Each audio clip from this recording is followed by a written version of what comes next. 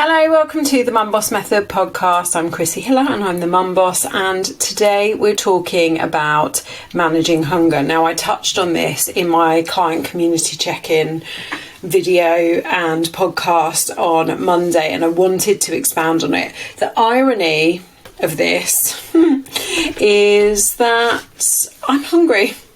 So you might hear my stomach rumbling at some point during today's podcast, for which I really apologise. I just need to move my desk up a little bit because we're all out of alignment.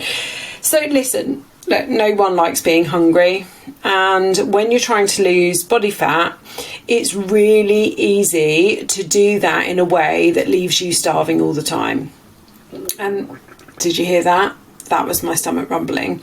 That hunger will make it harder for you to stick to your targets, and therefore it will slow your progress. So I'm going to share with you some tips to help you manage your hunger when you're in a calorie deficit and you're trying to lose body fat. Okay, so tip number one is firstly to make sure your calorie deficit is reasonable.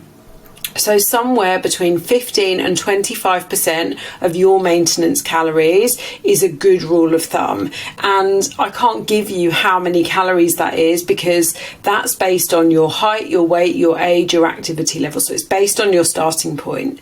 So if you don't know where to start, check the show notes for my calorie calculator, because that will give you a great place to start, and it also gives you an explanation of those calories and why I'm giving you that number. Now, if you slash your calories really low, you know, a lot of people just standard go on the 1200 calorie diet, or they'll go with the standard calories that MyFitnessPal, whatever app that they're using, gives them, then you're likely to be hungry. Listen, if you are a smaller woman and you're not very active, you know, you might be somewhere close to or even at 1200 calories. But for most people who are moderately active, 1200 calories is not enough. Okay, so that's the first step, is make sure your calorie deficit is reasonable. Number two, base every meal around lean protein. And I must say this on nearly every single one of my podcasts, but that's because it is, you know, the second principle of dieting, the first one being the calorie deficit, and because it works. So each of your 3 meals should be based around lean protein. Okay, so what do I mean by that? Lean meat. By lean meat, I mean lean sausages, steak, chicken, lean cuts of pork. I don't necessarily mean like a ribeye steak. That is not a lean cut of meat. I don't mean the fattiest sausages. I don't mean the fattiest burgers, right? Fish, seafood, high protein dairy, so things like Greek or skyr yogurt, vegan and veggie alternatives as well. These should be the basis of all of your meals. So instead of thinking, right, I'm going to have cereal for my breakfast, and by the way, you don't have to cut out the cereal, I want you to be thinking, okay, what can I add to or have with my cereal to boost the protein? You can still have a sandwich for your lunch, but rather than having 2 slices of ham, load that sandwich up. For dinner, rather than think, right, I'm going to make pasta for dinner, consider the protein as the base and the pasta as the ingredient that goes on the side or mixed in with it. Could you have chicken with it? Could you have seafood with it? Could you have a vegan replacement? Okay, so base every single meal around protein. Protein keeps you fuller for longer. This one step is an absolute game changer for every single woman who comes to work with me. It is 9 times out of 10, more than that, I would say, the first thing. I'd say 99% of the time is the first thing. Yeah, for sure. Even more. Doing my quick maths in my head is not working. It is the first thing that I get people to change when they come and work with me, is protein with every meal. And quite often they're not even counting calories. Not everyone that works with me counts calories. And so this step enables them often to stop snacking. It makes them more full. And that's before they've even started. They start seeing results before they've even started counting calories. Okay. Step number 3 is load up on your fruit and veggies. Okay. Volume eating is so underutilized in fat loss. What do I mean by volume eating? I mean focusing on super high volume and low calorie foods that will fill you up. And one of the most obvious ways of doing this is by loading your meals with fruits and veggies. Now, there are other things you can be adding to your meals to make them super high volume and lower calorie. But the first step, because it's going to create that volume, but also it's just going to be amazing for your health, is adding in loads of fruits and veggies. So can you add some to your breakfast or have it on the side? So if you're having a sweet breakfast, can you add a couple of portions of fruit? If you're having a savoury breakfast, I read this from one of my clients. She was sharing her wins today, and she said that her breakfast this morning was poached eggs, avocado on toast with grilled mushrooms and some bacon, right? So she's got her protein, she's not cut out her bread, and she's added grilled tomatoes, and I think she said mushrooms, and my brain, because I hate mushrooms, just deleted out mushrooms. So can you add those things in, either into the meal or have it on the side? Having a piece of fruit, follow your meal with a piece of fruit. So rather than just having a sad salad of lettuce, cucumber and tomato for lunch, what else can you add to that? Peppers, olives, different kinds of leaves, roasted veggies, even fruit if that's your thing. I know some people really don't like fruit in their salad, but I don't mind it. And instead of just having one side of broccoli with your dinner, aim for 2 or 3 different veggies and look for different ways to cook them. They don't have to be boiled to within an inch of their lives. So aim for half of your plate, half of your bowl to be fruit or veggies, depending on what meal it is that you're eating. So volume eating, it really allows you to be eating huge quantities for low calories. You're going to be adding in fruits, veggies and fibre into those meals. It's going to keep you much more full, along with the protein. Step number 4 is eat every 3 to 4 hours. Now, sometimes you might find that you leave a huge gap between lunch and dinner, and then you wonder why you're famished at 4 p.m. or you can't stop snacking in the evening. So aiming to eat something every 3 to 4 hours is a really good way to regulate your hunger. Now, you might want to shift your meal times around a little bit if you can. So examples of where me or my clients have done this. So one of my clients works part-time, and previously she wasn't eating lunch because she wasn't officially entitled to a lunch break, which meant she got home from work mid-afternoon, and she'd snack on biscuits and chocolate until dinner time because she'd missed lunch, she was starving, and so she needed to keep herself going until dinner.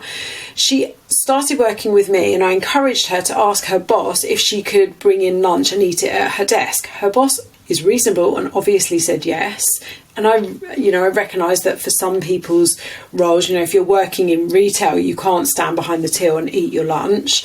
But her boss said yes. So now she doesn't have a huge gap between breakfast and dinner. She's eating a lunch. It's a smaller lunch, but she's eating a lunch, and that stopped her mid-afternoon snacking. Me, personally, I tend to eat my breakfast between 8:30 and 9. And actually, on a Wednesday, I eat it at 8:30, which is why I'm hungry now.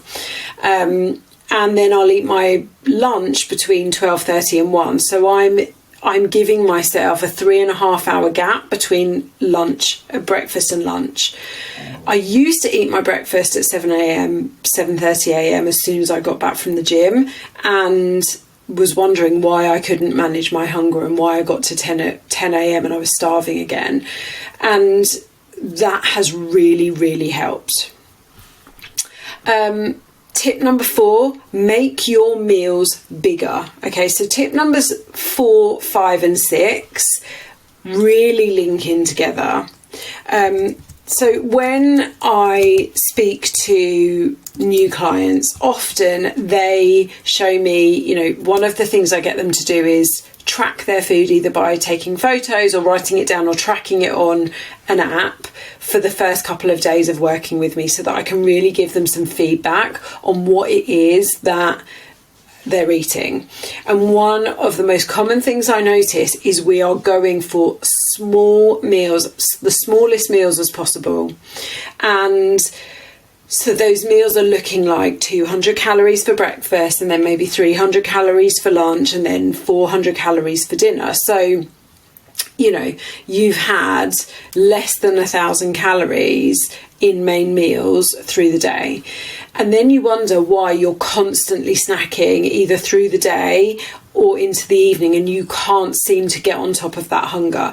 It's because you are not eating big enough meals. And this isn't your fault. This is diet culture. This is a misunderstanding of how we should be approaching our nutrition, in that we think, smaller portion sizes, smaller meals, that's what we need to do. When actually what I want you to be doing is filling up on bigger meals. Okay, so to know more of these 200 calorie breakfasts, I want you going for 500 calorie breakfasts. Okay, my breakfast is bigger than my lunch because I've got up so early, so I always need a bigger breakfast. Okay, so 400, if you think about it, if you're the average woman on 1,700 calories for your calorie deficit a day, and you have a 400 calorie breakfast, 500 calorie lunch, and then a 500 calorie dinner, that's 1,400 calories, and you've still got 200, 300 calories for a snack later on. So eat bigger meals. Stop being afraid of big food volume. Like I've spoken about, food volume is really important.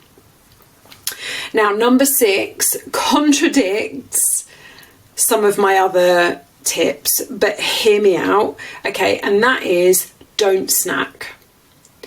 And what I should probably say is, don't snack unnecessarily. Like, we seem to be a bit obsessed with snacks, thinking that, we're entitled to them.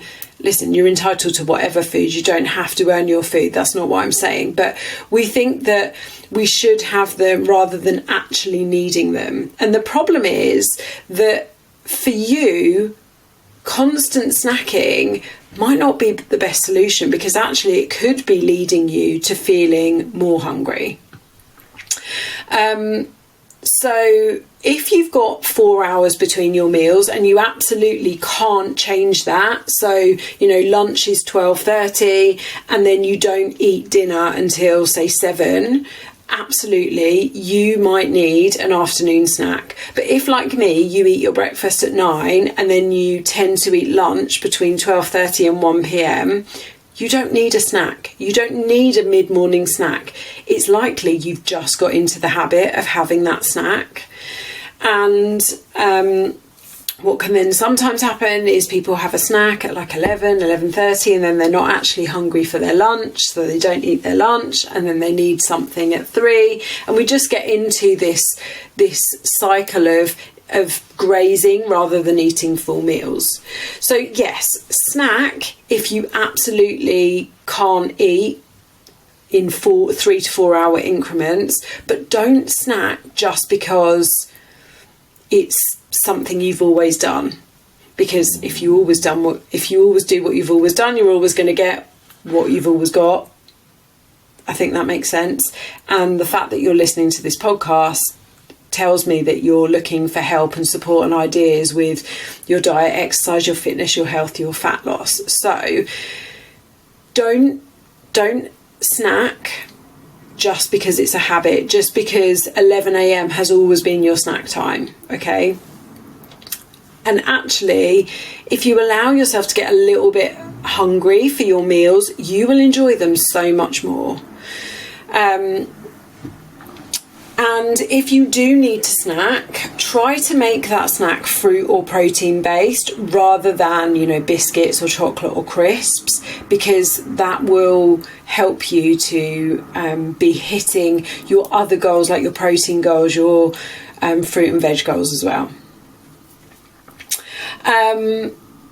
Okay, tip number 7 is eat mindfully. Okay, so much of eating and food is about the psychological aspect and the sense and the experience of eating through all of our senses, not just our taste. Okay, so I always feel so much more satisfied with my meals when I am not sitting working at my desk, when I'm not looking at my phone, when we're not having a TV dinner on our laps, which we try not to do very often, when I'm actually sitting at a table or away from my laptop, away from my phone, I'm focusing on my food, I'm eating slowly, I'm putting my knife and fork down between each of my bites of food, I am so much more satisfied.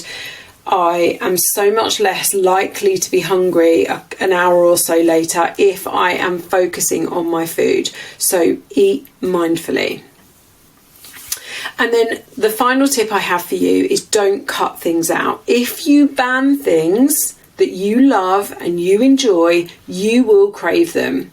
Now, craving something and being hungry for it are not the same thing, but your brain doesn't care and will tell you that you're hungry for it anyway. So if you don't cut things out and instead you mindfully and intentionally plan them into your day and look forward to them and enjoy them, you will feel so much better, and you will notice you are not hungry or craving those things because you're including them.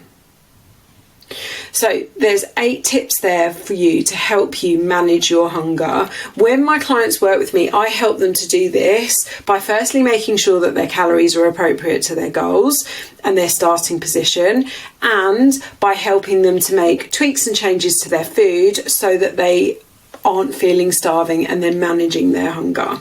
If this is something you would like help with, check the links in the show notes. Do get in touch because I would love to help you. Okay, this is a short, sharp one today. I hope that that's been helpful, and I'll see you next week.